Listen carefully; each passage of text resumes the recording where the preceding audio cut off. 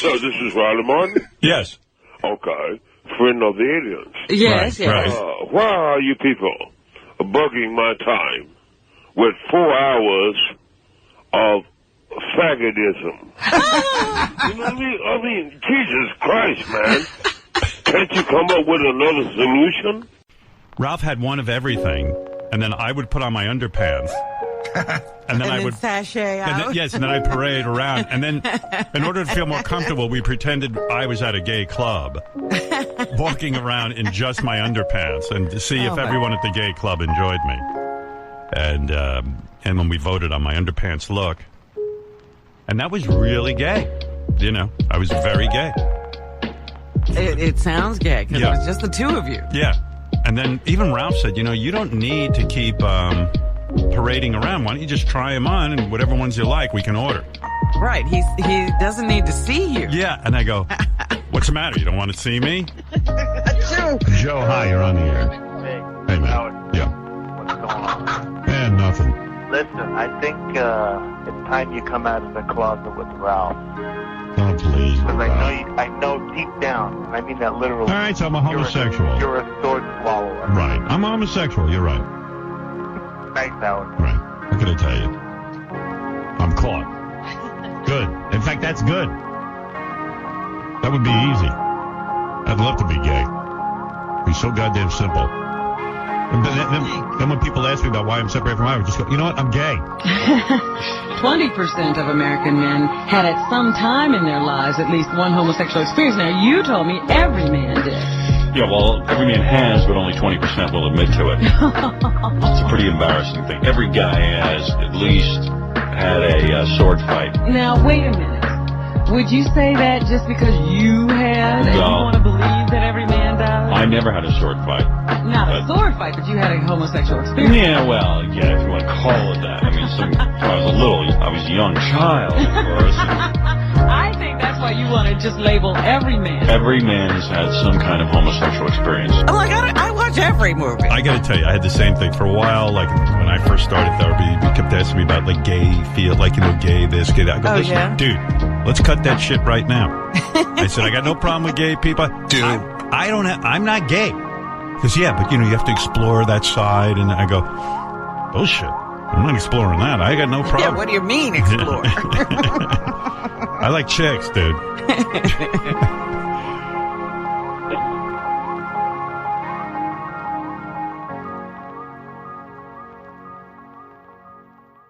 Welcome, everybody, to part 2 of our breakdown of Bubby, We Hardly Knew Ye. We might just call this something else, but I am your host, Fillmore, a.k.a. Jim Fix, a.k.a. Fillmore Fingers, and you're listening to Quite Frankly, a Howard Stern podcast. I'm here with my wonderful co-host, Sam. Hi, guys. And we decided we were going to chop up the Anderson Cooper interview and do it at a separate time because we were going on 2 hours with the first episode, and we knew we'd need a lot more time to go into AC. So do you want to go right into it, Sam? Yeah, I just wanted to say the reason, too, we broke it up was because I didn't realize him hammering Bowie for his alcohol went that long. I didn't realize listening to it live, they really droned on with that. Yes. And actually, I got a message from Tracy Lynn saying that she might have got it incorrectly, but she said that the reason why Bowie was saying he was drinking was because, stress, pressure, but he was talking about his job prospects. Now, I looked back. It wasn't the day of the 12th. It wasn't the 6th. It might have been the day before the 5th. And I'll have to go back and maybe find that just for the sake of completion. But it would make sense if he's drinking and he knows that he's got no future there on the show, because otherwise, why would you drink that heavily? You know what? That does make sense because also, you know, he's going to pretend you don't exist anymore. Mm-hmm. Not only that. So you're dealing with the finality of your life for the last 30 years, possibly that prospect, but also the prospect that the guy that you were basically in servitude to, and that was ingrained in your life for so long is going to be gone, that part of your life and all those people. So I guess maybe that is definitely a possibility or a reason to drink. Well, yeah, but also if you have some inside knowledge that no one's talking about, because usually in these contract years, you know as well as I do that he goes on about it for the whole fucking year about, oh, I don't know if I can do it anymore. Jesus, I'm getting fed up, and and then it's all negotiations. But this year, if he doesn't have anything going forward, that includes Robin, Fred, all the rest of them, and Bowie's still only 50 something, 55? Late 50s, maybe? I think he said recently he was on the show 59. Yeah, I think that you're right. That might be the number. And now Bowie, we are not going to do a financial show, although if we ever do, I know I've got tons of clips to help us out with it. But Bowie was making around $750 or so when Artie was still there, and I don't believe it would have gone up much more in subsequent contracts because Wiggy lost that lawsuit and really eventually had to take a pay cut himself because that's why he let the Howard TV guys go. So at one point he supposedly had to take a pay cut. Same with Fred. Right. And if that happens, the only reason they would have to take a pay cut is because Wiggy took a pay cut. There's no way he's going to keep them at their current salary and he takes a cut. And out of spite, he's not going to go, well, fuck you. You're getting less too. Biggest corporate wig shill there is. Yeah. And so I think gross elitist. Let's start Anderson Cooper. Okay. Yeah. Well, if Bowie's making, let's say, $500,000 a year now, there's no way he's going to find a job to pay him even half of that. And if he's still got bills to pay and stuff, he's in up shit creek. I don't know why he isn't set already, but I don't think his kids are still in college anymore, though, right? That's done. I don't think so. And it just also brought back to mind that one of them supposedly went to rehab for a booze. And that actually covers. And what? What's that? And Molly. He was like an EDM DJ. So he was like crazy with the Molly and stuff. Well, if that's the case, that puts a different color on the whole thing. So addiction, because guys, like it or not, addiction is a little hereditary. It can run in the family. Certainly, alcoholism does. Anyway, I'll get started right now on Anderson Cooper, and the first clip is called. You want to read number 4? Oh. Welcome back, everyone. You got a lot of books, Anderson. Okay. Look at you. Hey, he's there. Oh, fucking look at you. Your background. I mean, what? That looks like a nice little study going on there. Very. It's a library. Yeah. Look at you. Are those real books you actually read, or is it for show? They are. Yeah, and a lot of them belong to my my brother, my mom, my dad. My ex collects rare books. So yeah, it's a lot of books. Okay, go ahead. All right. I know rich people have things that are just for show. I don't have a single book in my house that I haven't read. Not one. Not a gift that you're planning to read, nothing like that. Just haven't gotten around to it. No, I always read. When I get a gift or a book, I think it's insulting not to read it because then I know the person who gave it to me is going to ask about the book. So I don't want to come up short. Well, that comes up a little later in the Stephanopoulos interview. That ties into it a little bit, but yeah. I mean, there's my wife and I went to St. Petersburg like 8 years ago, and we saw not Florida, it was Russia, and we were at the Hermitage Museum, and a lot of the Tsar's rooms, as they were in the palaces, were installed in the museum, like just a recreation, but they were the original fixtures and stuff, and the books were there as they were left in the libraries. I have a couple pictures. I'll send them to you at one point. But the book, it looks fantastic. There is a look that people go for sometimes. But as you'll hear, I don't know if we've got it, but Anderson Cooper talks about how they mean a lot to him. So I think it's in one of these clips. And there's a reason. There's a method to his madness. Let's try the next one. Wiggy Dangerfield goes back to school. Bill Gates, in his whatever spare time he has, he takes online classes, which I just find amazing. I mean, I wish I did that. And I sort of feel like, well, if Bill Gates can do it, I guess I certainly have enough time in my hands because I'm not doing anything. But yeah, he takes like organic chemistry classes. I don't even know. Oh, really? Yeah. No kidding. That is so fascinating. I take some online classes. I didn't, and people are kind of shocked by that. I think it's a great idea. I take some online classes in petting cats and grooming. how to get them to come to me with food morsels and overfeeding. Well, I mean, there are tutorials. I use YouTube. Remember, you had the problem with the computer. You use YouTube to just see how to fix like a handy home fix. That's what that's for. But a real class, there's no way he's taking a class. I'm also a little disturbed that Anderson Cooper said, too, I have enough time to take online classes.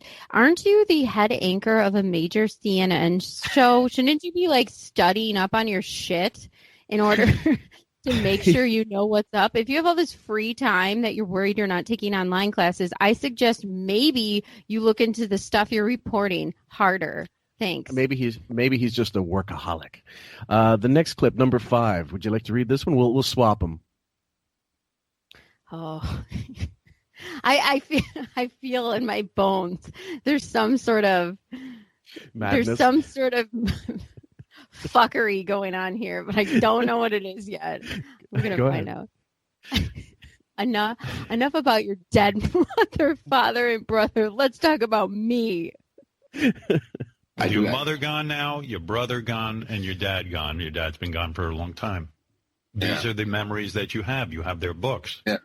Exactly. Yeah. And what's cool is a lot of the books, like my mom didn't graduate high school, but she educated herself by reading. And so her books go back to like the 1930s, and she would underline and put notes in them. So they're full of her as well as the actual book. So it's kind of amazing. That is amazing. I'm always shocked by people. My father was like this. My father's still alive, but he's like that too. Like he never got to go to college. But a bright guy, and he would say to me, all I have to do is read the New York Times from front to back every single day, and that's my college education. And his college education was 2 years of remedial basic studies at Boston University, and then he ended up doing not journalism, he just majored in broadcasting, yeah, which was for scrubs back then, yeah. Also, too, newspapers are not the same as novels. So when she's collecting 1930s literature, whatever books they may be, it's okay. You read the New York Times front to back. Do you know if Ben read every single article? And also, too, a lot of articles back then are not going to be as informative as lengthy books. I mean, how can you even compare a newspaper to a novel? Okay. And not only that, the reading level, the average reading level of most newspapers went down over the decades. So reading the New York Times from the 1950s is way different than reading it today. And you're compromised. First of all, it's not like Wiggy retains anything, even if he really does read it as he claims. I don't subscribe to the New York Times. It's nothing political. I just had a problem with the Sarah Jung controversy. And after that, I dropped my subscription because that's not news. That's at that point, that's, you're endorsing racism. And people can look it up for themselves. But either way, and it sucks because I used to like the crosswords. I like the editorials. I really did like it. But it's not the same, you're right, as a proper education, as reading, even short stories. If you read like Fitzgerald's short stories, you'd improve your vocabulary a millionfold. So James I don't believe stories. Exactly, yeah. Edgar Allan Poe short stories. Also, by the way, Me Too New York Times, I had we have papers at work which are in like common areas, and I would always read it. But then ever since the Bari Weiss thing happened on Joe Rogan, where she's just this pundit talking head getting schooled by a comedian, and she's supposed to be the intellectual know-how. I was like, you know what? I'm done. If this is what I'm subscribing to, and I'm reading this thinking that this person has intelligence, and it's not even superseding Joe Rogan, I'm done. Yeah, a guy who covers MMA fights. And I mean, nothing against him; he's a great interviewer, but the New York Times should know more than him. That's right. Yeah, they've gone way down. Honest guys I ever met knew about everything. Yeah, just by doing that. So that's his excuse for not actually reading books, which we'll find out later. But we know anyway he doesn't read. You just got to weigh a lot. unless it's Dougie the Puggy. The next clip is number 6, called "Dusting Off the Projector." I'm not going to call you a single dad because your ex-partner, Why? Is that like the N-word for parents? I'm not going to call you a single dad. The guy in your life, he's co-parenting with you, but you guys are broken up, from what I'm reading. Yes, that is absolutely correct. We're not a couple, but... It's funny because Wiggy wasn't co-parenting when he was with Allison. Oh, my God. He was probably so jealous of the babies.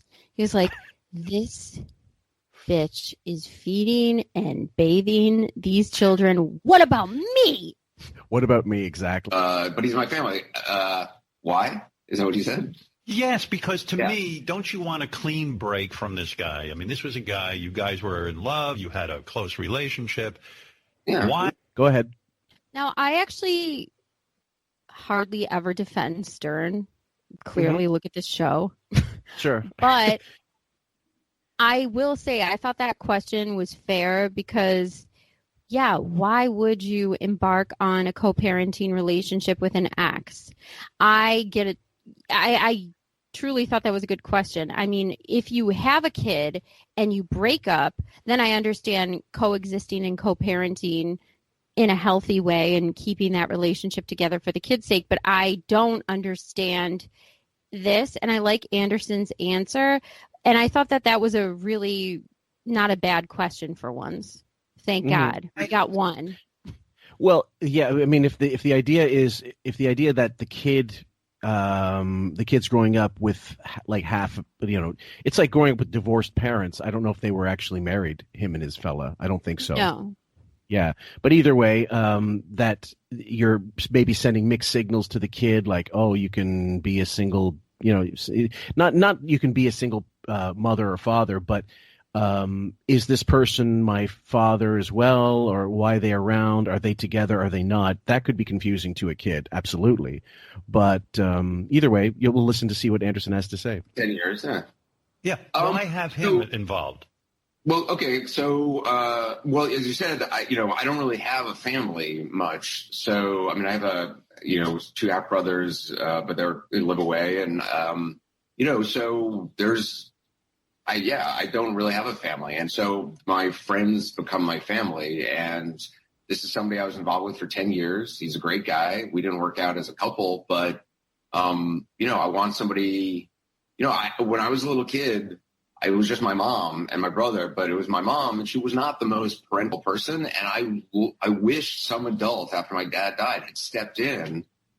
Now, this is one thing I have to say in Anderson's defense. People talk about, Wig especially built a career on saying he was ignored, he was this and that. It's all bullshit. Anderson Cooper's mother, I think, was something like 9 or even younger, maybe 5 when both her parents. Yeah, her parents died, both of them. They left her with all kinds of money. Isn't that the story? The story is she was the richest poor orphan, and she was in a famous custody situation. I think it was, that's right. In the early, and this is just from me remembering pop culture. But I'm going to look it up just specifically what the origins are of it, because I'm not entirely sure. But from my memory, that's what I remember. But I'm not. So either way, you talk about people who have that kind of. Did you find it? Yeah, she was during the 1930s. She was the subject of a high-profile child custody trial in which her mother, Gloria Morgan Vanderbilt, and her paternal aunt, Gertrude Vanderbilt Whitney, each sought custody of her and control of her trust fund. Called the trial of the century by the press, the court proceedings were the subject of wide and sensational press coverage due to the wealth and prominence of the involved parties and the scandalous evidence presented to support Whitney's claim that Gloria Morgan Vanderbilt was an unfit parent. And I remember, actually, now this is triggering my memory, when I was watching that custody case, her mother was a socialite partier who was never around. Yeah. And she was, flip-flop to all these different places. And the aunt sought that, too, as an opportunity to be a stable force in her life, because I guess there was lesbianism rumors going around about her mother, and her partying ways were a little bit scandalous of the time. Oh, yeah, I bet. So it was a huge... Also, these are the people who built America. Vanderbilt, Rockefeller. I mean, these are the Industrial Revolution darlings. It's incredible that Anderson Cooper, that's the legacy. I mean, that his mother was still alive for all these years. And wow, I mean, it's an amazing story. Yeah. Well, so the whole point I was trying to get to was the idea that I'm not going to there's no excuse for being a shitty parent because you had shitty parents, but it does explain why someone behaves the way they did. And so she was very almost hands off with Anderson growing up. I learned about that when I watched the documentary he did on her. It was fascinating. It was really worth watching, whatever you think of his stance on the news and his quality as an anchor or journalist. It was very fair and even-handed, and the mother is interviewed extensively by him. And so when Wiggy goes on about it, Ben, I have a great clip I think I gave to you and Bob, where Ben Stern explains, look, I had absentee parents growing up, and I don't know if I behaved the same way. I tried to do better for my kids. And then Wiggy, instead of going, well, then I tried to also do better for my kids, then instead of being like my father, he became absentee squared. Yeah, absolutely. So there, at some point, you have to stop blaming the parents before you and start accepting the responsibility yourself. So Anderson's not. I don't think he's trying to. Now I lost my train of thought. I see where you're going with this. And I also think that Anderson, in his reasoning to this, because I did think that was a good question by Howard, when he explained it, it made sense to me because he's constructing what he thinks is going to be a supportive family for his son and the support that he didn't have. So however that genesis happens, he's doing it. He's putting those building blocks in what he thinks is right. That's going to give his kid more love, more support, less confusion. Even though if you think about it in just those surface terms, it might sound confusing why two exes would have a child together and co-parent. Right. And just been like, you know what? I'll take you to a ball game or let's go out to lunch every now and then and let's just talk. No one ever did that. And so I thought, well, if something happens to me, or even if something doesn't happen to me, if more people love my son and are in his life, I'm all for that. And, my ex is a great guy, and I think it's good to have two parents if you can. And one thing I also will mention, guys, is that Anderson Cooper is like fucking JD on this in this interview, and I think part of it is two things. Number one, he's a journalist; he has stuff written out for him. Normally, he's got teleprompters, whatever, to tell him what he needs to do, or whatever. He's written his copy beforehand, but he's also maybe uncomfortable answering questions in this situation, and then also he's just uncomfortable talking to Howard. I think because he doesn't feel comfortable talking about his personal life, and so that's why when he questions fumbers, I think the questions are incredibly personal. Yeah. So that's fine because, he may or may not do that. But I think Howard in this actually really went over personal and to the point where it was relentless in some aspects, especially when it comes to money and circumcision. So. Yeah. So this one is called, the next one is called Ben, le parent horrible. So this is, of course, guys, you always have to go into fuck Ben Stern.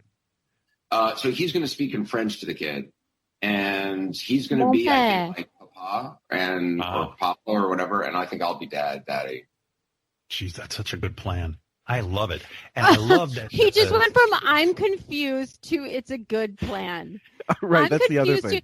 All he had to hear was somebody speaking a different language. God, that's a turn on. What a good plan. My daughter speaks Spanish. That turns me on. Yeah. Well, what was it called? What did you call it when the turnaround? What was it we used to use? The neck snap.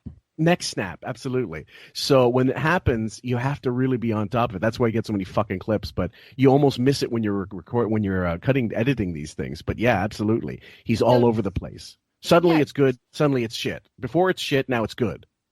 I'm confused. Oh, well, he loves my son and he speaks French. Oh, that's great. Wow. Yeah, I amazing. get it. So here we go into the little bed. He's got to insert some Ben bashing. French thing. I wish somebody would have. First of all, I wish somebody would have spoken to me. Period. Anything else? Yeah. Somebody would speak French. That's good. You know. when Anderson mentioned about ball games, I wanted to play that clip about he goes, when my dad took me to ball games, I was afraid the baseball would hit me in the face. What a loser. What a fucking pussy. I was going to use another word, but I'm not going to. So would you? And this one we got to thank Kayla, because I missed this completely because I was listening, sort of half listening for the, sometimes that happens. But I went back and she's right. You want to read this one? It's a real short clip. It's only 6 seconds long. School play. School play. He has another person who loves him, who will take him to a ball game or to go to his school play or something. School play. Honestly, his teeth are like bananas in the middle of a video game. When you just slip on them and your car goes off the road. Do you want to hear that one again? Yes, please. He has another person who loves him, who will take him to a ball game or to go to his school play or something. Let me hold on. Let me find one clip. That I've used before. Let's see if I can find it. My goodness, Fillmore. It reminds me, if we did a remix record of, DJing something, we just go, cool, cool. Hold on, let's see if I can find it. I can't remember how to find it, so because the spelling is all fucked up. But either way, there's a clip when Richard comes into the studio and Howard goes, "I'm getting excellent reports on you, excellent." And it was when the Caps were new, and he was making all these SCH or SH words were a fucking nightmare for him. Number 8 proper. Hey Ben, you raised a monster. My dream as a kid, my fantasy as a kid was that someday there would be a board of directors that I read about how companies were run when I was like 8, and I had this dream of or maybe I was probably 11, to have a board of directors that I could go to like twice a year, and one person would be an expert on how do you pay taxes, and another person would be an expert on how do you play baseball, and I would just get advice from them. That was my fantasy. Yeah, that is so my fantasy. I have such parent hunger, such father hunger. I have a father, but... Yeah, I knew you were going to stop it there. Go ahead. Okay. I find it interesting that he has this fantasy of somebody telling him how to run his life, almost like a business or a CEO. So he doesn't dream of life. I wish parents told me how to love and care and cook and clean. And he says, I wish somebody told me how to balance a checkbook and do all these really business savvy things, which is strange. And says board of directors, which is also another odd way of explaining child needs, I think. But Howard has nothing like the childhood that Anderson Cooper had, from the wealth to the prominence to the notoriety and everything in the above. So you're talking about old money versus essentially new money. Yes, he's rich, but not like Vanderbilt rich. I mean, even if he is now financially, not that sort of old money. So he's trying to relate to Anderson during this, and it just doesn't work. It doesn't jive. Your childhood is nothing like Anderson Cooper of Vanderbilt childhood. Sorry. No, and it was standard or was normal, above average. It wasn't Auschwitz. And I'm not joking about that because, his parents have family that suffered in the Holocaust. But I think that, you're right. It's another one of those things where I got to relate. Otherwise, I can't pay attention. I have to find a way to plug myself and project. Otherwise, I'm not listening. And I don't know, maybe Bob D will point us out something about that, the nature that this explains why so many of his interviews are about that. Not listening, waiting for his turn to speak because he's not paying attention. And the only way he might be able to pay attention is if he can make it about himself somehow. So, yeah, you were going to say. That's exactly what I was thinking. I was also going to say if we were listening to Anderson Cooper right now, and he said, I wanted a board of directors to tell me to do this stuff. In my head, I would be saying, wow, that's an interesting choice of words for what you would want as a familial presence in your life. Kind of go into that. What Howard does is he interrupts him and he goes, I'm saying with me, father, hunger, and parents, and missing. It's incredibly narcissistic. Yeah. We didn't exactly connect on many levels. And I used to, I mean, even now, to this day, I go, what would my life have been like if I could have, like what you said, had some mentor or somebody who showed me the way? I was clueless on how.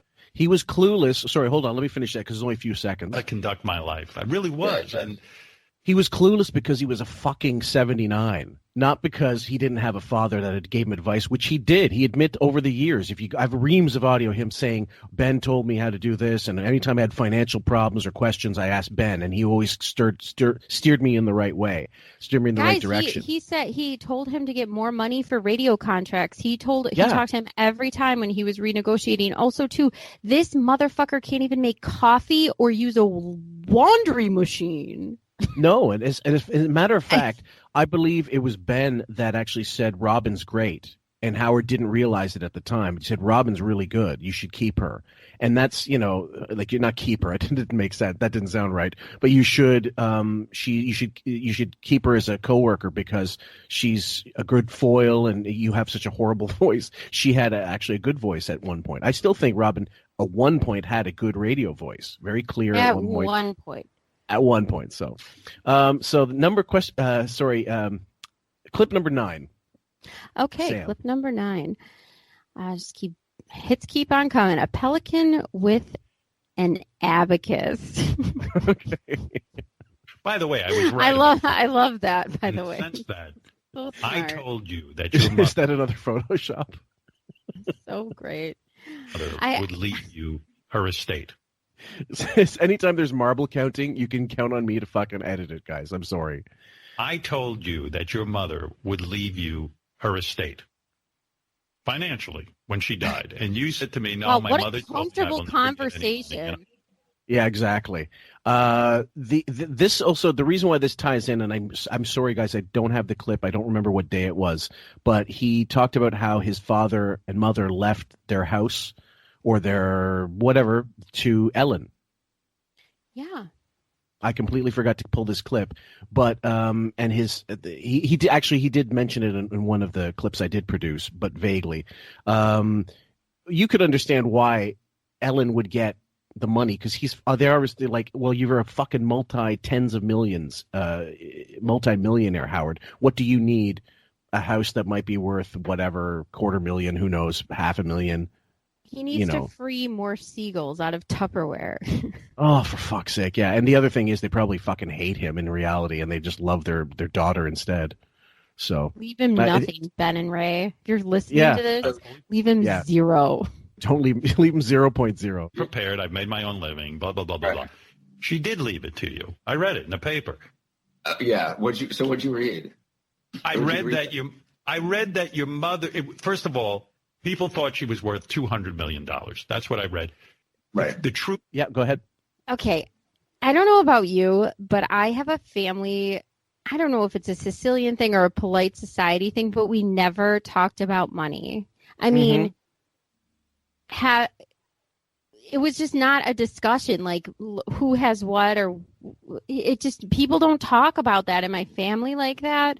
So this conversation made me red in my face. Like I felt flushed because I felt that, oh my God, some inappropriate line of money questioning is coming up. Now, I'm not saying it's wrong or right, but in my own experience growing up, I can't tell you how uncomfortable this conversation made me, but it made me crawl out of my skin. Almost as bad as teabagging Richard smell conversation. It was along the same lines, except for less gagging, but still the same amount of uncomfortable.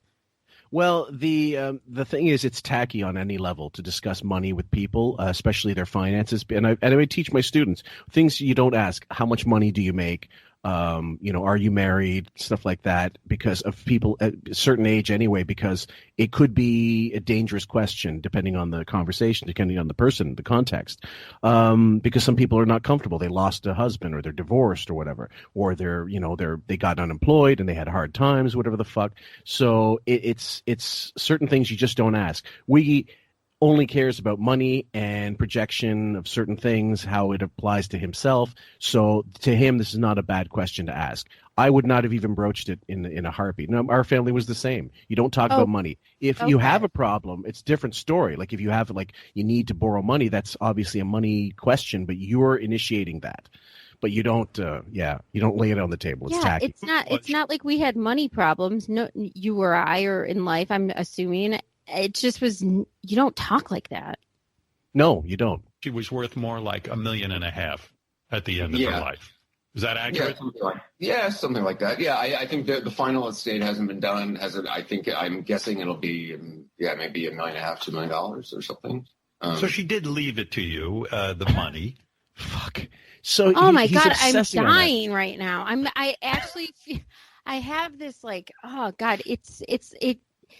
it feels awful when he talks about money like this. Also, too, the way he diminishes $1 million. $1 million. Yeah, did you hear the little derision in his voice? It's such an amazing amount of money. Yeah. And the way he looks at money shows you just how much he has. It's disgusting. Yeah. It's elitist. Yeah. It's repulsive. And you can hear it in his voice, like, she left you, it was like she left you a dime, whatever her pocket change was. Now, honestly, it's friggin' old car fucking cup holder money. Seriously. To him. Yeah. I would like you to read the next series of clips because the titles, I think, are going to make you laugh. So let's, number 10, please, if you please, Sam. Wiggy walks a mile in Anderson's fruity shoes. Okay. And then, it's funny. I go through this because I'm nuts. I put myself in your shoes, and I read that your half brother. I'm mentally ill, Robin. I'm working on my issues. Brother's got her apartment. Yes.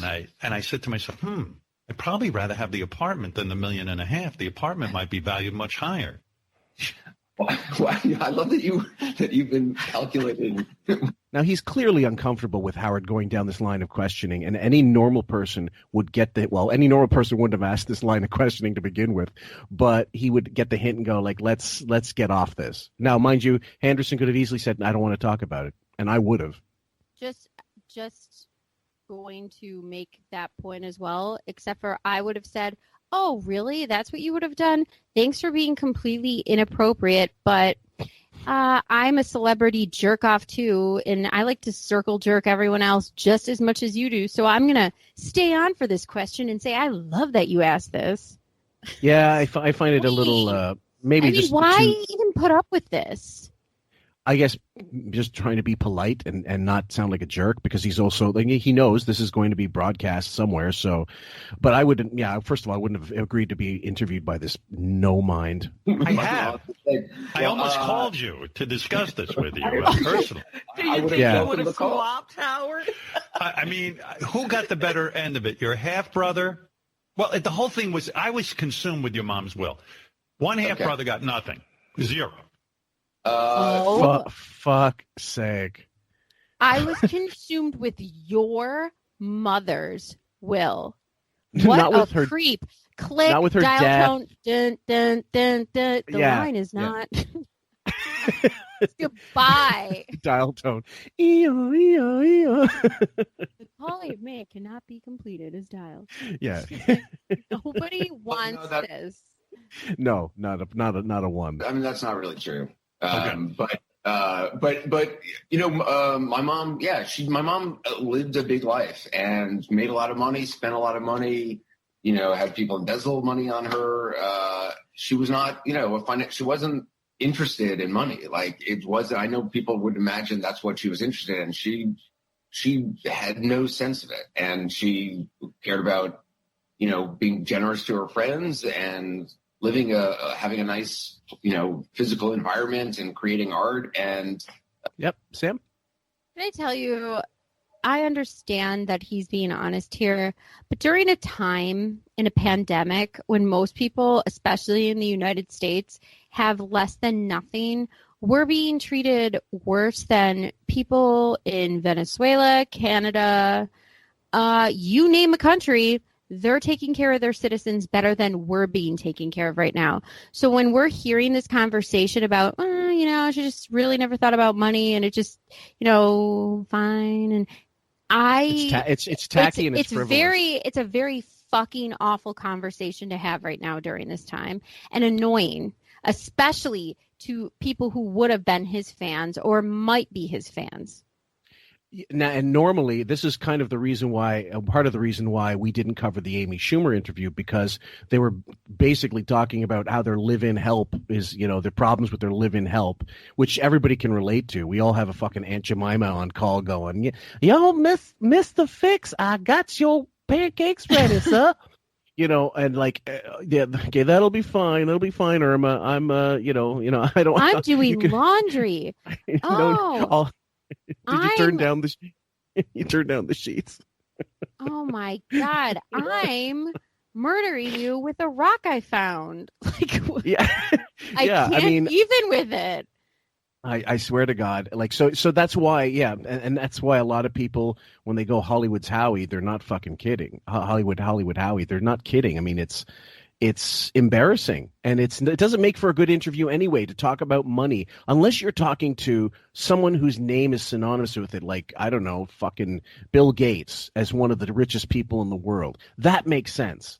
But why after Anderson Cooper of all people? Why not talk to him about his experience in the war zones, traveling abroad, his famous stories? There's a million things you could talk about, but you're obsessed with his fucking money and what his mother left him.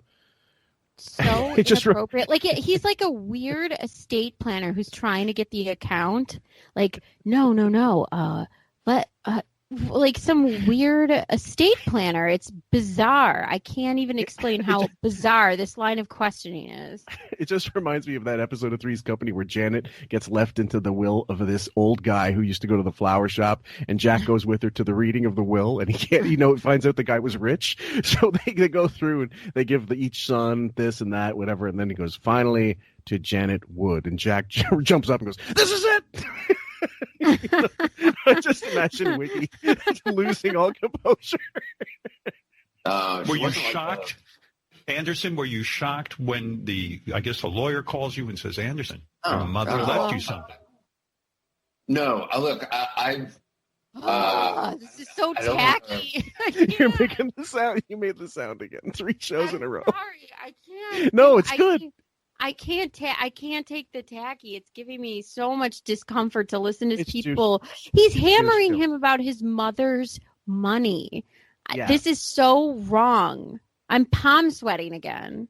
Meanwhile, she's dead. There's no sympathy, by the way. There's not like, I'm really sorry about your mother's passing, nothing like that. It's all about, so how much did she leave you? Did she leave you the Ming vase?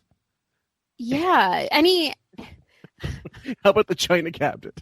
What were the rugs like? Right. Did you find any loose change in the sofas?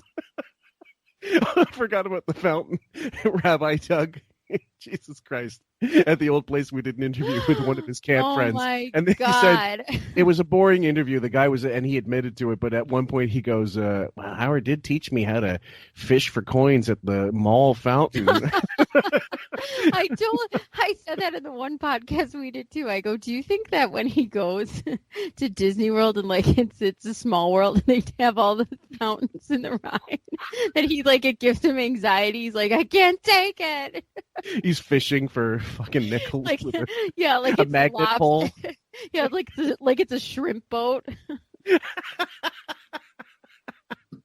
Look, yes, I was left a certain amount of money. It is far. I put into it a lot more than I mean, I've been holding on my mom for a long time. Wait, what are you saying? I'm confused. It doesn't matter. Okay. It really doesn't matter. So the next clip, please, number 11. You'll understand why I titled it that. I'm sorry. I just in such horrendous shock from how inappropriate this is. Okay.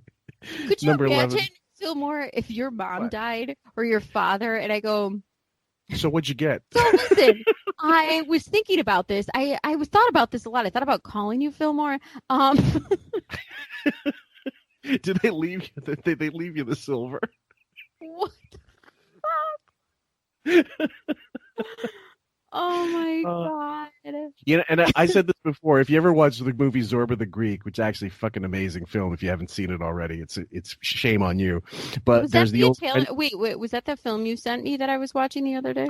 No, that was Mediterraneo. That was the Gabriel Salvatore's foreign film from Best Picture in 1991 for the Oscars, and I love it. It's one of my favorite movies. It's on YouTube now. Someone's put it up and with English subtitles. Check it out, guys. It's funny as shit. And yeah, it was good. Zorba the Greek is Kazantzakis' adaptation, a book of Nikos Kazantzakis' book, and the guy, British guy again, and kind of he goes back to Greece, and he meets this guy Zorba, and basically Zorba's friends with this French woman in town, and when she dies, all the villagers come in, and like the minute she's dying, they're waiting for her to die. When she dies, they come in and they fucking strip her house of everything. And that's Howard. He's like a locust on someone's estate, waiting for like, oh, did you get? Come on, look what I got here. I got an issue of fucking highlights. I got, He Sorry. is Ebenezer Scrooge if he didn't have a change of heart at the end of the novel. And if he left his hair go gray, boy, shilling, and go get the biggest turkey. If that never happened, he would be the staff that waits on Ebenezer Scrooge. Absolutely, yeah. So what clip am I reading? Number 11. Quite frankly, fans, meet J.D. Harcooper. But I got to talk to you about that in a minute because I'm fascinated by that. I paid my mom back for everything over the course of my life. Right. Like, in other words, you probably put in $1 million, 3 times more than you got back in return. But I was just shocked that she left you something because she was so adamant about not leaving you anything. I think it was more, she was appreciative of, me being there for her and, helping her out from time to time. And so, yeah, I don't know. I don't know what the amount is. Oh my God. Everything that I've grown up with is now just compiling in anxiety. I can't even right now. This would be like a horrible Thanksgiving. That's another screenshot we're going to send you, Raven. So prepare. It's not. Okay, that's the end of that clip. Number 12, I'll read this one for you because I got to give Sam a break every now and then. Number 12, who told you I had a sister? It is a very interesting, and you're going to have to think about this when you make a will. Oh, believe me, for Wyatt. Yeah, I've already thought about it.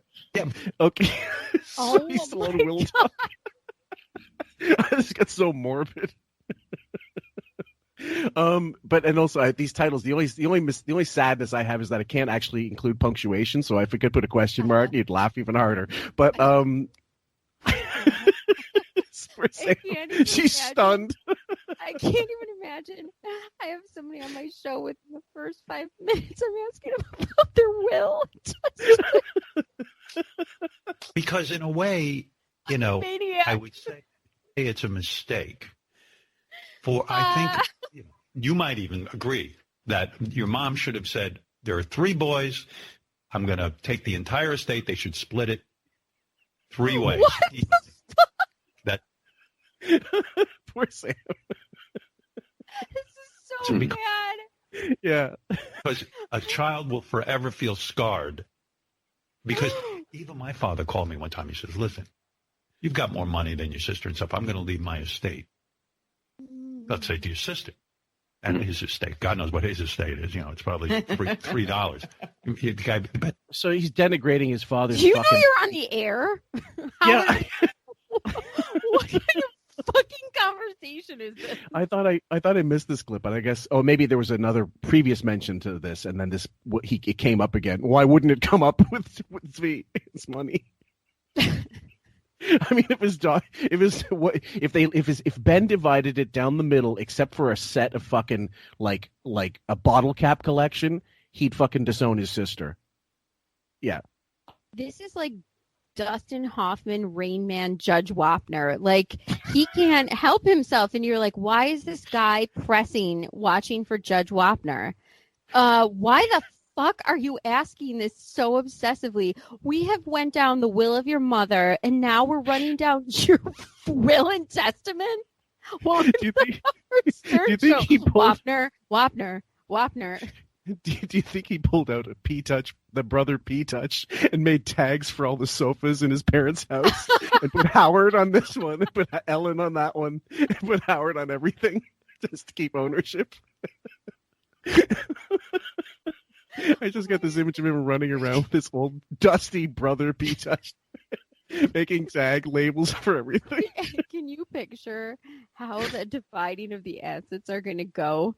Like, he's going to be upset over Tupperware. He's going to be upset the minute they come into the room. Fuck. This year made $25,000. Look, there's some cumin my mother left behind. She didn't use. He's grabbing it. He's taking like fucking salt shakers. So Howard's the kind of guy you figure when he goes to a hotel room, his suitcase is loaded with towels and shit, and because that's kind of how they rings. That's how they decorated Castle Gayskull in the Hamptons, because it looks like they raid every fucking. It looks like Joan Rivers mixed with every hotel they've ever stayed in decor, because it doesn't really have rhyme or reason. So, it is a total awfully decorated hotel. It's so you can tell it's new money. Like in The Jerk, when Steve Martin and Bernadette Peters are by the tennis court, and they've got a wine dispenser, and there's wine glasses that come out like Dixie cups, and wine coming out of a water tank. Yeah, that's exactly right. And or they're at the restaurant. And he goes to the waiter, now bring us some new wines. Let's bring us some fresh wines. None of this old stuff. But I'm saying, whatever his estate is.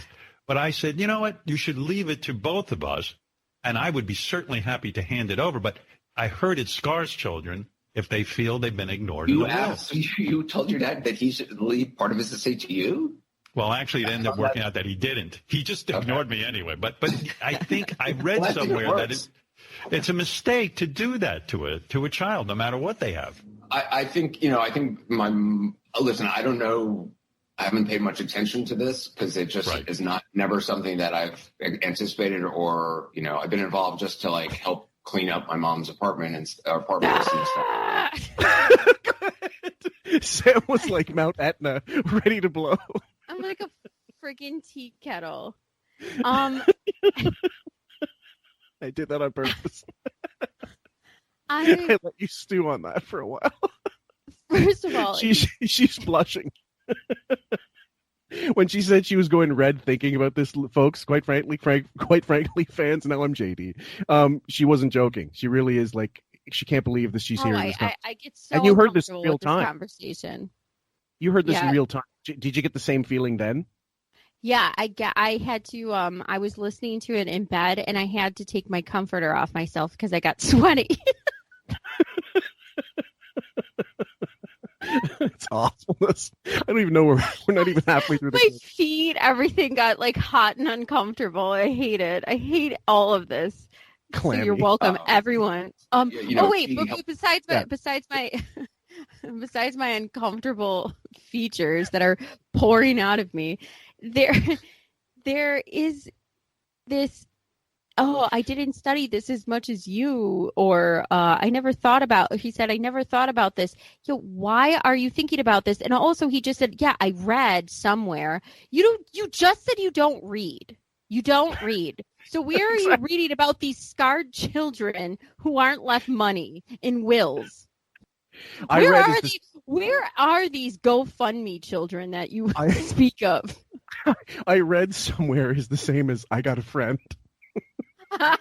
How's your CIA friend doing? And your 5 trans. I got a friend who read something. It's like I read this imaginary world. Out her other kids, I think, over the course of her life, and I think everybody feels, everybody Feels okay. Feels okay. Yeah, I'm more hung up on this than you are, but for you, I mean. Okay. You think? You okay. fucking made me feel like I just took a vacation to the Sahara Desert. You're welcome. That was awful. Can you read number 13? Because I clipped this specifically. It sounded about as stupid as you can imagine. Go ahead. Here's what happens when I watercolor. First, I get a pencil. Then I get a paper. Then I draw a picture on that paper. Then I use watercolor. Watercolors, yeah. I paint almost every day. Yeah, I know you do. What do you paint in? I hate him. What medium? A watercolor. Oh, cool. Wow. What I'll do is I'll make a full graphite drawing of something, and then I'll paint over that graphite drawing. That's the way I do it. And Let me tell you how I get water out of the sink. First, you know I that grab my daughter glass. said that this is cheating. I had her because she listens. She overhears things. She goes, "That's cheating." I go, "What?" She said, Yeah. "You get a picture and then you color and you paint over it. That's cheating. That's not painting. That's cheating." I said, It's colored by numbers. I said, "Is it?" She's like, "That's cheating." She goes, "See, like, what if I took this and she put up a picture to the window? I trace it and then I paint over it. That's cheating." Mia should be maybe Mia should put her own channel of YouTube to explain to him, Howard, this is how you do it, fuckhead. Well, I mean, there's a lot of celebrities who actually are talented artists in their own right, but they don't maybe necessarily get that out there. Anthony Quinn actually was a bit of an artist himself. Tony Bennett is a great painter, if you've ever seen his work. You know who's good too? The guy who played Furio from Sopranos. He's an amazing artist. And that interview, we both saw the same interview on YouTube. He was really forthcoming and really funny and a great storyteller. I can't remember his name, or just look up Furio interview on You want to know what's funny is he talked about Howard. He said that Howard had a fan. He received a painting from a fan, and it was really good. And he thought it was really good when he was watching the clip, and then he just broke the painting and trashed it, and he thought that was so disrespectful and rude, and he said he never cared about him or cared for him ever after that because he has an appreciation for art.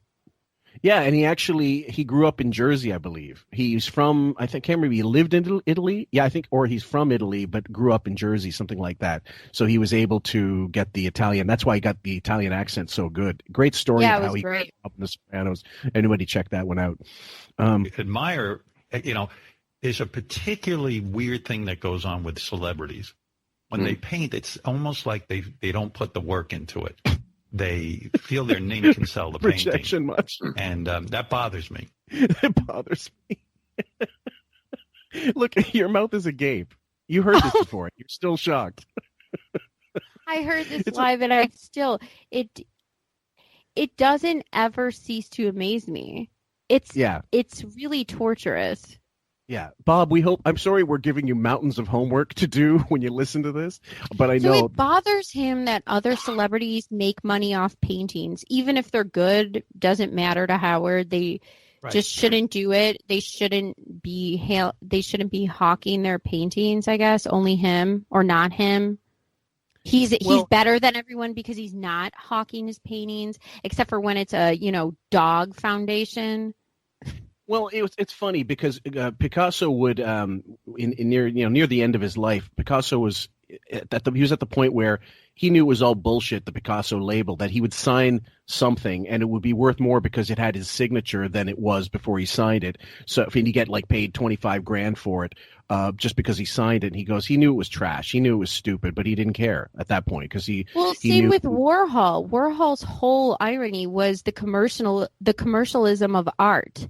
So making these celebrity profiles and these pop art iconic photographs that we know, it was irony because yes, if you know anything about Warhol, he started off like drawing children's for children's books or in stores and stuff, and he did this pop art thing, but he did it as knowing what he was doing was just commercialism and selling that commercialism to people, and that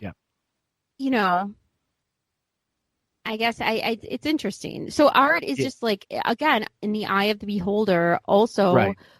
Art is about money for him too. Not what Wiggy thinks. Ever. Yeah. Actually, I'll tell you a little funny story. I wouldn't take his opinion on anything. Have you seen his rugs and couches? I wouldn't. Look, if I'm bald as a fucking jaybird since I'm early 20s, I wouldn't take his opinion on wigs, guys. The thing is, you mentioned Warhol. I got a little funny story for you. It's not funny. It's actually amazing. One of the high schools in my hometown had, for years, everybody thought what do you call it? A copy or a reproduction of an Andy Warhol painting on the walls. They found out decades later that it was real. It was original. Wow. And it had just been in the hallways. So what they did was, once they discovered that it was real, they sold it or they auctioned it, and the money went towards either charity or for building a wing of the school, something like that. Shut the front door. So how did they even get it? So one of the teachers, I think, bought it and willed it, like maybe an alumnus just decided, I'll grant this to the school. But at some point, somebody might have known originally that it was real, but then forgot all about it because over the years, and I saw it. I was there one time for summer school because I fucked up math twice. And I saw it many times, and I thought, oh, that's some art project that a student did, trying to do a copy of Andy Warhol. And yeah, I thought that was one of the coolest things ever because there's another story.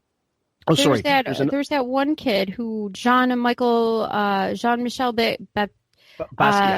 Basquiat. Yeah, they just recently found in one of the old Warhol sort of buildings, he was doodling all over the walls, and they found his all these years later. That's so incredible. I love shit like that. There's another story. I remember Andy. This is going back, but Andy Rooney. Andy and Mickey Rooney, not Andy Rooney. Sorry, my bad. Okay. So Judy Garland's. Now I'm Robin. Did Keith Richards asking Dean Jagger why he was upset when he left the Rolling Stones? No. That what happened was he had like a Spanish painter, or so he thought it was a Spanish painter, came to his house and needed a place to stay. So for a couple nights, the guy stayed, and the guy goes, Mickey, in very broken English, I'm sorry, my English is not good, but I have no money, but I would like to give you these paintings for, being such a generous host. And he goes, oh, great. And he said, I didn't know what the fuck that stuff was, so I just put it in the garage and forgot about it. And then later years gave it to a friend. And he goes, what? And the friend took it. He was an art lover. And so he found out years after the guy died, it was Salvador Dali. And are you kidding me? 2 Salvador Dali originals in sometime like the 50s, I believe. Oh, my goodness. I don't even know that they were ever cataloged. Wow. They must have since then, but that's, yeah. And in his ignorance, he gave them away. Anyway, we'll continue, everybody. Sorry for the art discourse here, but we'll keep going. Please read number 14. Welcome to the world famous Stuttering Steve podcast. You get a couple stutters here, guys. How much money would your mother get for a painting in general? Like, what was the price range? Toward the end of her life? I mean, I'm drawing like small drawings that she was doing and selling on Instagram. I mean, they would be anywhere from $3,500 to $8,000. Wow. So she was doing very well. You could just tell that he thinks of $3,500 and $8,000 like milk money. It's like, do you need some money for lunch today at school? Yeah. Oh, how much? $3? Okay. That's how much he thinks of thousands, guys. There was a bit where Artie talked about they should just have a Stuttering John show where he just asks people how much they make for something. He goes, how much did Gary make at the Bally's appearance? $4,000. And this, the next clip, number 15, is called Vincent Van Gogh Fuck Yourself. I'm going to check it out. I have a different thing. I'm like, people have offered to buy my paintings. I won't sell them. I feel very I feel like it's not my... They didn't give me enough. Who they didn't are offer enough. these people? Nobody's offering to buy his fucking paintings. I'm sorry. Nobody. No one wants his Clydesdale wife fucking calendars or whatever. She's not even getting asked to do those galas anymore, is she? Fuck no. What? Yeah. She's a no one.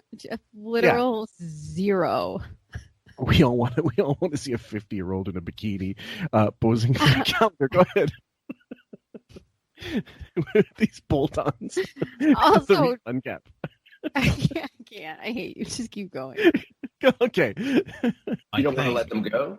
No, I don't. I mean, I've only painted a few paintings for other people. I did one for Robin or for my agent, but I feel funny about, like, people I pay. I gave them to employees instead of cash bonuses at the end of the year. Right. My loyal gift was, just as my daughter stated, a cheating tracing that you painted over. Yeah, exactly. Selling something like that. That's not what I do. Funny because it makes you uncomfortable, or like you think it's not worth something, or you just don't want to. Fraud. I'm a fraud painter, just like the way I'm a fraud radio host. I'm a fraud heterosexual. I'm a fraud parent. I'm a fucking bald fraud. And I said this through fraudulent teeth. I want to par with it. Yeah, I totally get that. I find it incredible that artists if I created something, I wouldn't want to part with it either. Right. Number 16. I don't know if this is going to work. And quite frankly, diaries. Were they intensely personal? Like, would she just write all of her thoughts down? Because he's talking about the treasure trove of diaries that Anderson's mother left. Yeah. So. There, because I've tried to journal. I worry that somebody will read them, and someone's going to read them. Yeah, if you got them, if you leave them lying around, believe me, that's right. They're going to be read. So I wouldn't be honest. But isn't a journal maybe sort of to be read? I mean, isn't that sort of? Why? I don't think so. I think journals are supposed to be where you put down your really most disgusting, your innermost. Funny, he says disgusting. Your most disgusting. This kind of isn't that him admitting that if he writes down stuff, it's negative, purely negative, and disgusting. I never thought of my journals. I used to journal from the time I was a child till I don't know. I stopped doing it maybe in the last 5 years, but I used to do it all the time, and more frequently when I was younger, especially in high school and stuff, in college. I love going back to those. And I obviously would know someday they're going to end up in a bin in my mom's fucking basement, and she might read it. Yeah. And some of the shit, because of obviously she probably did, so she laughs about it with me now. But none of the things that I wrote, did I ever think, oh my God, that's disgusting and depraved, or however he's putting it. It's really strange. His thought process for this is strange. Yeah. Your every horrible thought should go in there if you're really going to get something horrible therapeutic. Thought. Right. If you know that someone's going to read it, then it ruins the whole experience. So he won't even bother because he's afraid of what people are going to find. That's interesting. When you go into writing a journal, though, I don't ever think that thought entered my head when I started writing. Even a kid, you just write because you enjoy doing it, and it just, for whatever reason, I don't claim to know why or the whatnots in between, but I'm just saying, I don't ever think people go into writing a journal and think somebody might read this. Right. Yeah, and most people, I've known people that had them in their house, whatever, even freely out there, just in a bookshelf, whatever. And most people are, the kind of people that will never even attempt to try to go through it. They know that's your journal. They leave that alone. They know that's personal. Same with letters. If you saw a letter around, would you just read someone's letter randomly? No, of course not. You might ask permission, or they might say, "Hey, you want to read this?" That's up to them. So the next one is but it's just more closeted behavior, by the way. This is more just I'm gay. So, dear diary, number 17, dear diary. Today I was full of shit. Yeah, I guess. I guess the part of the journal thing is that you want to read it. Do you read your journals later on? Do you go back and read them? Yeah, of course. Yeah. So, and it's basically dopey because I don't write down anything I really feel. I'm afraid someone will find it. Or because you're a dope. Because you're a dope and you're a closet case. Yeah, absolutely. Number 18, Wiggy snooped around Ben's underpants drawer. See, I have a sad image of that because I think about my relationship with my father. And I remember as a kid, I would go through, whenever they would leave the house, I would go through all of his things. Wait, time out, Fillmore. So I could learn something about him and somehow have some kind of relationship with him. And I think the same of you as a little boy going through your mother's journal, desperately trying to learn who she is. It wasn't trying to learn. It wasn't trying to learn who she is because I knew very well. It was. And there's a difference. When you're a kid snooping around your fucking parents' things looking for stuff, like looking for blackmail, it sounds like, it's not the same as being willed someone's diaries and stuff and then going through them after they're gone and finding out about them. There's a very big difference. Also, too, he just said, no, I knew my mother very well. Yeah, exactly.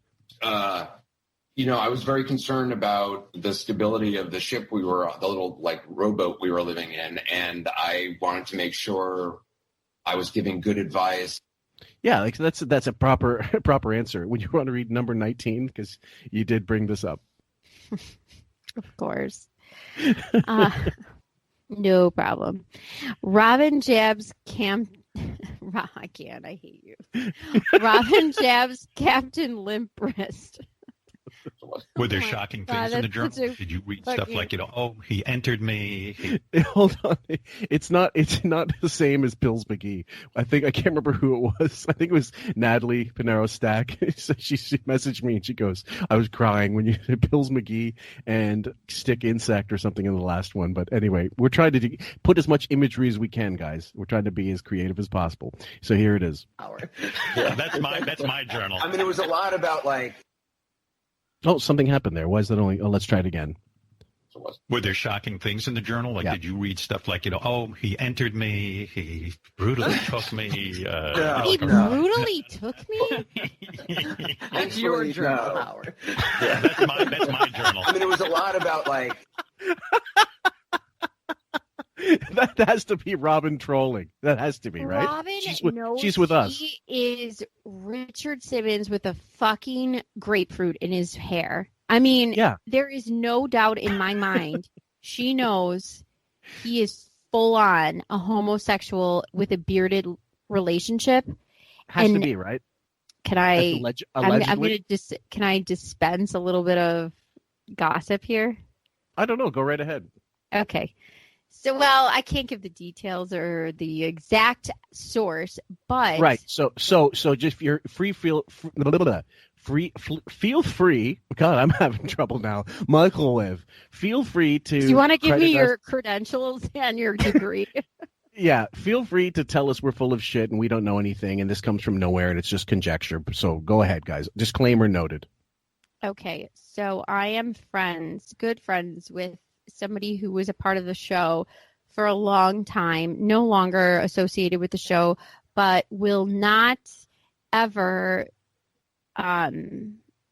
disparage him, but thinks that Howard this is building up to coming out like a Caitlyn Jenner moment where he is going to use bisexuality as his freedom and more celebrity attention and adulation and coming out, and Beth being this understanding partner for what he may be going through.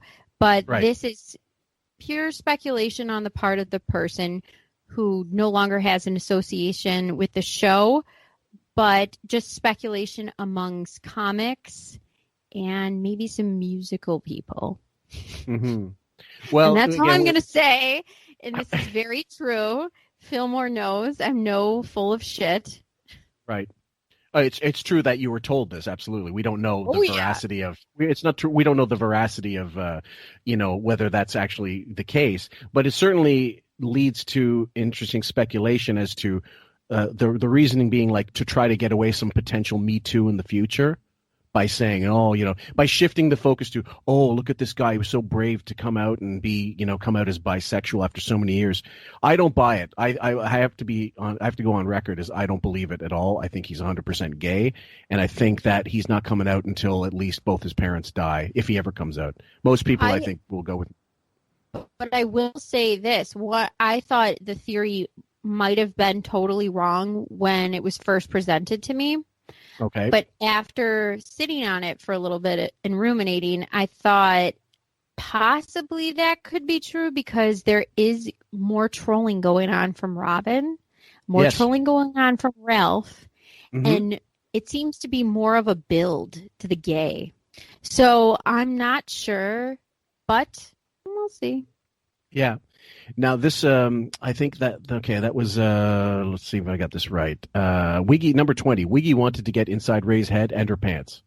I'm so jealous of that. I wish I had volumes that my mother wrote or something like that so I could really get inside her head. I would love that. How many journals were there? How many fucking times in any goddamn broadcast does he start doing impressions of her? If he was any more inside her head, he'd be a fucking neuron.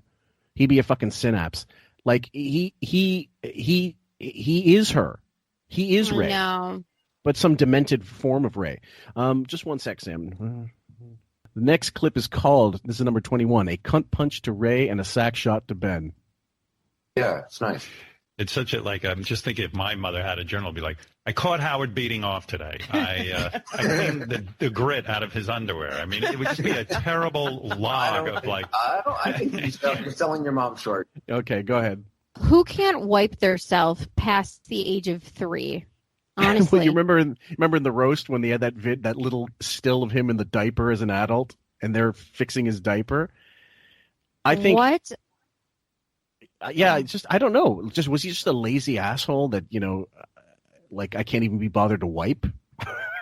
How hard is wiping? I mean, he's made a science out of doing it wrong, and then all of a sudden the rest of his life obsessed with duty. I don't even know any fucking adult who said that. So it must be a problem because he's so obsessed with that, and throughout his career he talks about wiping and wipes and putting a turban around his. Yeah, and putting a turban around his leaky dick. So it's like a toilet paper turban. Okay, let's keep this one going. I don't know. I don't think the thoughts were as deep as your mom's. Got to debase Ray. Also, it's her journal. So if your mom is writing a journal, why would she write, "Hi, Ray Stern, 1972. Howard's jerking off again"? I mean, it's so. Well, if you're that much of a narcissist, not only am I going to look through my mother's journals, I'm going to looking desperately to see if she wrote about me. And about me in a sexual way. Exactly. Or some kind of like taboo, dirty, filthy, fucking scummy, scuzzy, sexy way. Jesus Christ. The grit from my underpants. Underpants, first another word. Duty and underpants. Do you know anybody above the age of, I don't know, fucking... No one uses these words. Who uses underpants? It really is. It's like when people used to say gay for happy. Honestly, it's insane. But also, too, how much is this Norman Bates relationship with his mother? It's insane. Yeah. There's something incredibly disgusting and disturbing about the way he talks about his mother over the years and is so in tune with her and all this stuff. I don't know that. I'm sure it's not ever going to be coming out that he was sexually abused ever. I don't buy that for a minute. But this obsession with his mother and being his mother and imitating her all the time, and then having dressed up in her clothing at some point, he said years ago, there's a clip of him where he put on her shirts or something. That never occurred to me to do in a million years. I always say, her voice is in my head. So when I do something and then he goes into the voice, and then right now I think about if she wrote diaries, it would say I'm jerking off and I'm making skid marks in my underwear. That's so fucked up. And you're talking to a CNN anchor right now whose mother was Gloria Vanderbilt. What an idiot. Yeah. Well, not only that, I'm thinking, like, if Ray did have a journal, it would say, I found Alan bent over Howard today. And, like, in between chests, they were butt fucking. Go ahead. Could you just, like, picture Howard like Billy Madison, where it's like Miss Lippy and he's just like putting the glue all over his face? It's like, that's his online classes. It's just like macaroni art and fucking glue. That was the online course. Picture my father's journal writing about what an idiot I was. Oh, God. I picture it too, actually. Now I'm going to read. This is thank God. I'm going to thank Josie Wales for this, who's one of our favorite people in the group on Facebook. She quoted. This is. I'm going to play the clip, but it says, Anderson says everybody will get the virus. Robin sucks in all the oxygen in her apartment because she did such a great big gulp. So here's the audio for you. Do you take her temperature when she returns? Hopefully rectally. He's referring to Anderson's nanny, and again going to get straight to the fucking asshole. Gay or straight, it's all about ass play with him. Someone help me with this. Rectal temperature. Hopefully, this is stuck in his brain for the rest of his life. Maybe that temperature that one time he took it rectally has scarred him in some way. I don't know. All I know is when kids sometimes don't like to swallow pills, but they have to get their fever down. When I was younger, I remember my sister could not swallow these certain antibiotics. So my mom's a nurse, so she had to like shove it up her butt. And it was, it was horrific. Yeah. Right. But that was just because it was a last resort and you had to get her to get the medicine. Maybe Howard wouldn't take his temperature and his mom's like, fuck you, bend over, boom. I don't know. But why is this the staple? Maybe she put the pills on the end of Alan's dick and said, here, Alan, can you shove these in? I just keep thinking of the story about Stevie Nicks did so much coke that by the end her septum was completely annihilated, and she had a roadie take a straw and blow the coke up her asshole. Oh my God! Why isn't she friends with Artie? Yeah, exactly. The story's just accurate, according to my mother. Listen, she's a nurse. I would like her to take my temperature. Well, I just hope you're thinking this through, because you're a little, I'm going to say, naive about this stuff. I think it's not really. Look, chances are most of us will get this at some point. I'm not taking all the precautions. That's what you feel? That's right. Yeah. Well, sorry. On the telephone.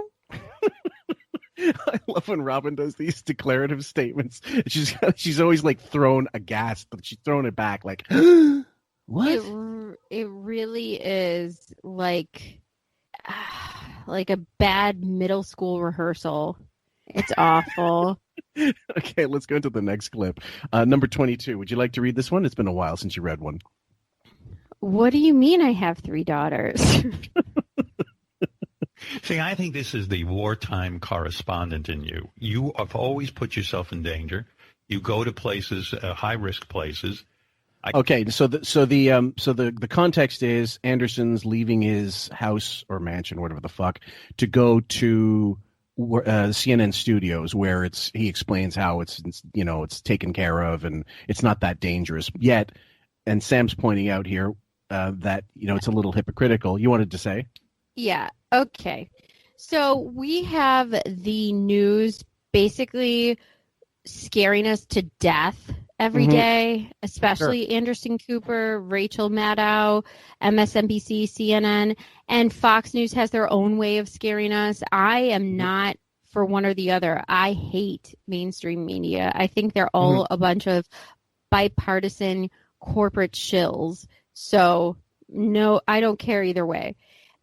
But my point is, his newscasts are very different than how he's living his life. So he himself assessed the risk with a newborn baby in his house and said, even though I could do this from home, I'm going to go into the studio. And Howard is saying, what? I mean, don't you think that's dangerous? Why would you take that risk?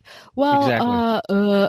And he's fumpering. He fumpered so much through this. And this is what drives me crazy. You're lucky enough to be considered essential, Anderson Cooper, and you're telling the rest of the world we're not ready to get back to work. But you yourself assessed the risk and thought, you know what?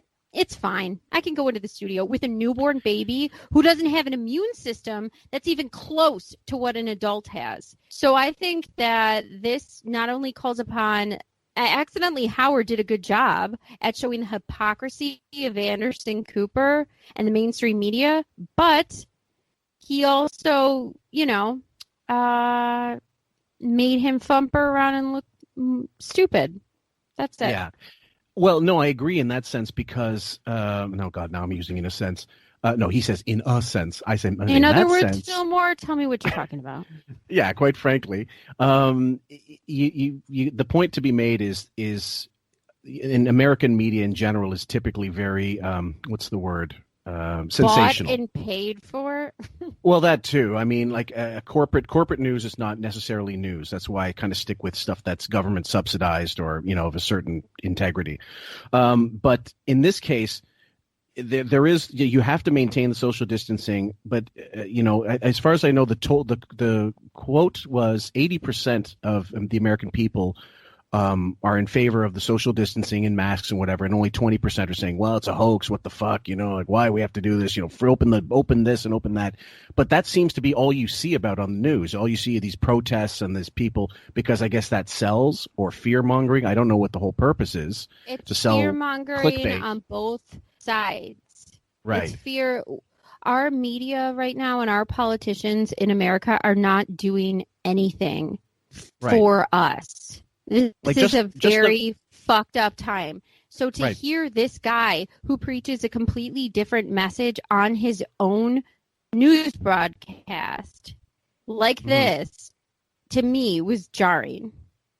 Well, yeah, and I think ultimately the news should be about facts. You decide for yourself what is the most prudent way to approach it within the confines and the context of, doctors telling you, look, wear the fucking masks. I mean, it took months and months and months to go, and now this is a huge ramp. Probably have to fucking cut it out of this thing. But basically, it's been determined the masks are for a specific purpose, to keep your own sickness to yourself and possibly keep it out of, getting into your system. But also, I've said to people for over months now, just act as if you're wearing the mask because you have hay fever or and because actually you might, and you're going to keep pollen away from yourself and existing hay fever or allergies you already have, which in Asia, people are very used to wearing masks for the yellow dust season or, just general hay fever sufferers. And the regular flu, and regular cold viruses. People aren't mad about masks so much as people want their fucking jobs back and their businesses back and everything else to come back. So I understand the complete frustration, especially when somebody who's preaching this message is saying, I assessed the risk myself and decided it's fine. That's crazy. That's crazy. Well, that's wrong. And to me, that's just like, you know what? If you think you're fine and your building's clean enough, what sanitizer are they using? When he talks about, I see that they sanitize their building. You do? Really? You made that assessment. This is why I think, okay, right then and there, I was like, you know what? Howard, for the first time, without even realizing it, made sense to me.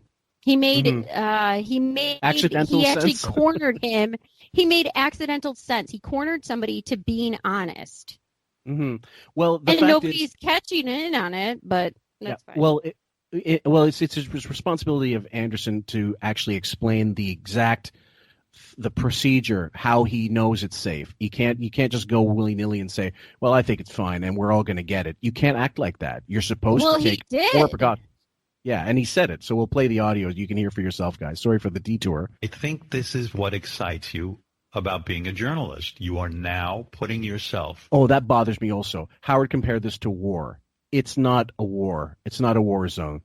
Guys, it's not. Also, I would love if journalism was less speculation and more reporting on the site, too, by the way. Yeah. So that would be nice if people wouldn't speculate and we can actually get facts from our news sources. Sure. That'd be great. In danger again. But now you have a son.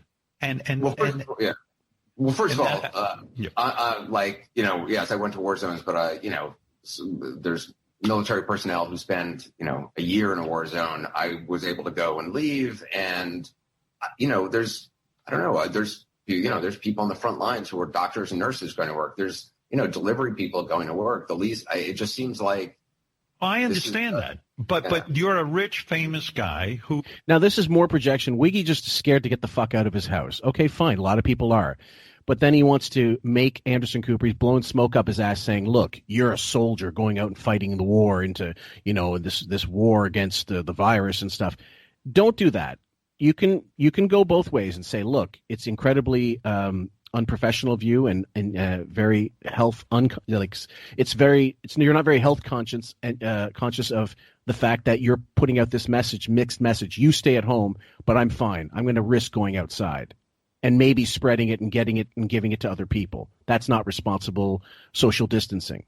That's also a big hypocritical elitist fuck you to everyone else who doesn't have a job or who lost their job, who can't go back to their job.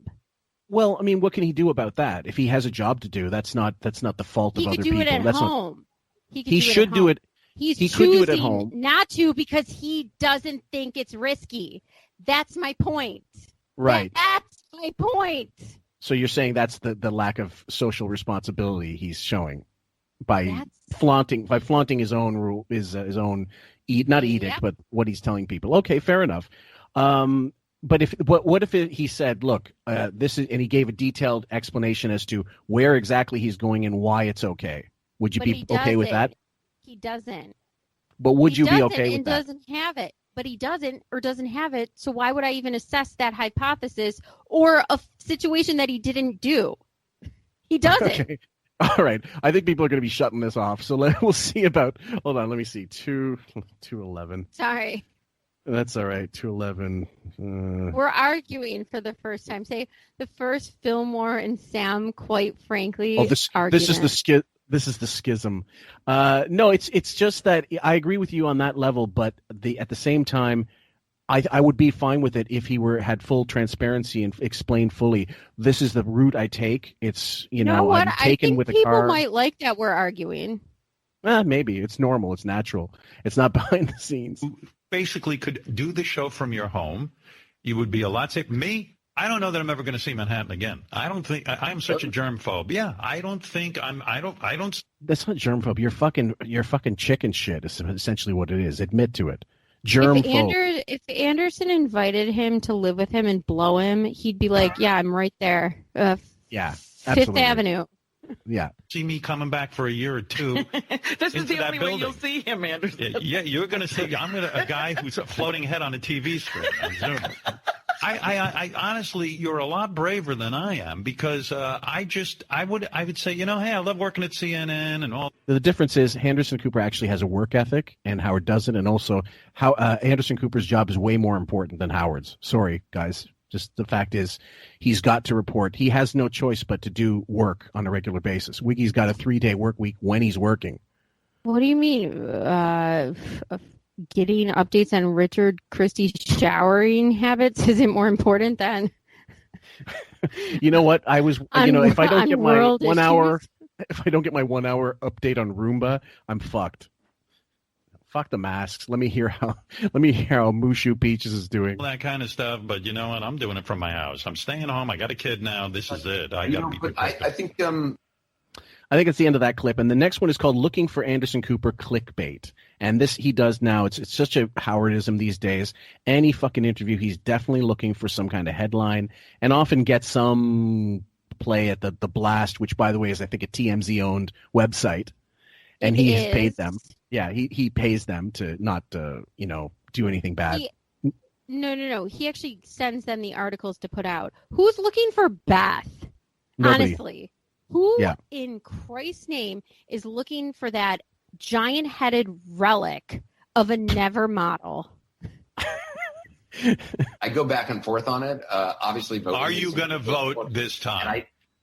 Yes, I will vote this time. You will vote. You've been driven to vote. I will vote this time. Yes, absolutely. Because of Trump. It's not because of Trump. Now, okay, so he's basically cornering him into it. People trying to put him in a corner and asking a journalist to betray what political affiliation he has, which is obviously not good form anyway. And as if he's going to get an answer, as if he's going to say, "Yeah, I'm voting against Trump." You can't, as a journalist, you can't maintain any kind of fair and you can't maintain any kind of reputation if you're telling people which way you're voting. It just doesn't work. Don't you think that none of these people right now in any of these mainstream media America outlets they're all like this? No one is remaining partisan or none of them. They all are loud taking and one proud side of or the their other, ideals and taking one side and the other, and they are more and more sticking their flag on their side of the fence, and that's the way it is. And this is how reporting goes. So this is sad to me that he's actually saying, "Yeah, I'm voting," and it's obviously an anti-Trump conversation. Journalists should not be doing this. But it's abhorrent, in my opinion. At the same time, it's kind of cloying and annoying how desperate Howard is to get that fucking phrase. Like, he wants him to say, "I'm voting against Trump." He definitely wants that to, but it's not to get any kind of truth out of Anderson. It's literally just to get hits for himself. That's all. But he did say he's voting. We obviously know what he leans towards. Sure. So it's context. It's this situation. This is why I don't like it. It's context clues. If you're in second grade and you have to pass an exam at the end of the year and you find out what context clues are, what do you think he's going to be voting for, kids? Yeah. He's on the Green Party. It's just, I didn't notice any difference in, for a long time, I just believed the thing of, well, as a journalist, I don't think I should vote because I don't want it to influence how I cover anything. And then That's right. Let me test it out. I did. And now you feel okay. Yeah, I feel okay. So, yeah, go ahead. This is wrong. This is wrong on so many levels. I tested it out and I think it's okay. I tested it out and I feel like I'm safe, so I should go to the studios. This person, to me, is just as much of an elitist, hypocrite, fraud as Howard right now. Sorry. Well, the fact is, you're not a doctor, and you have no way of knowing if you're asymptomatic unless you've been tested. You have no way of knowing if you got the virus, even if you're asymptomatic. So that's the whole point. And it's more about spreading it. So why would he how did he test it out? I tested it out. So when you test something out scientifically to know that you're not going to be biased by doing this, what was your tests? Let me see those parameters. Do a What's the line criteria? chart.